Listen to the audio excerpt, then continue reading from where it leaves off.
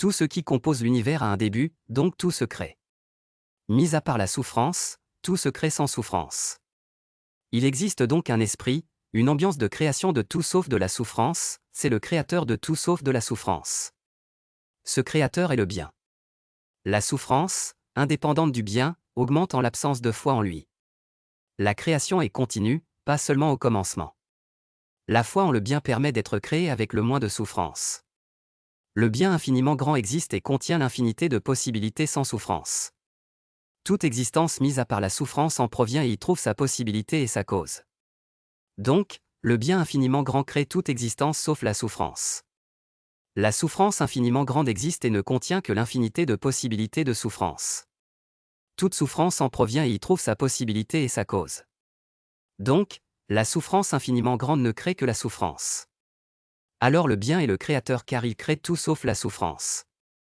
Une chose qui ne change pas, et qui est immuable, c'est le caractère infiniment grand du bien dans son plan d'existence. Infiniment grand alors infini en temps, donc éternel. Il a toujours existé, il existe et existera toujours. Toujours fidèle à lui-même. Seuls deux plans d'existence existent, celui de la souffrance et celui du bien. Le seul plan d'existence où la souffrance n'est pas éternelle, c'est celui du bien dans lequel il y a sa création où la souffrance est l'intruse. Le bien, créateur de tout sauf de la souffrance, a créé les créatures alors que la souffrance a la volonté de les faire souffrir.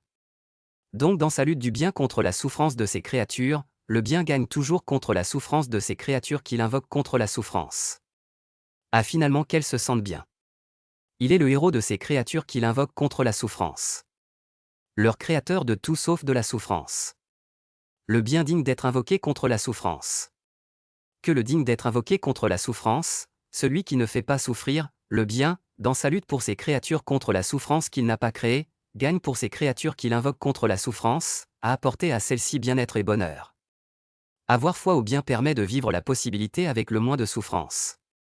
On invoque le bien pour lui prouver qu'on a foi en lui, en disant le bien apporte bien-être et bonheur, même quand on se sent bien. Car quand on souffre on lui demande de nous apporter bien-être et bonheur. Et quand on se sent bien car il nous a apporté bien-être et bonheur. Le bien apporte bien-être et bonheur. On vit la possibilité avec le moins de souffrance. On vit la possibilité avec le moins de souffrance même lorsqu'on souffre car lorsqu'on souffre, si la situation s'empire c'est involontaire, cela n'est pas voulu par soi donc on n'empire pas sa situation puisqu'on a foi au bien, celui qui fait du bien, créateur de tout sauf de la souffrance, Seigneur infiniment grand dans son plan d'existence où il y a sa création où la souffrance est l'intruse. Avant et après notre existence, on est lui, le bien. Mais même s'il peut souffrir, il a foi en lui-même pour vivre la possibilité avec le moins de souffrance. Si pendant notre existence on a foi en lui, même lorsqu'on souffre, on l'incarne. Le bien apporte bien-être et bonheur pour vivre la possibilité avec le moins de souffrance.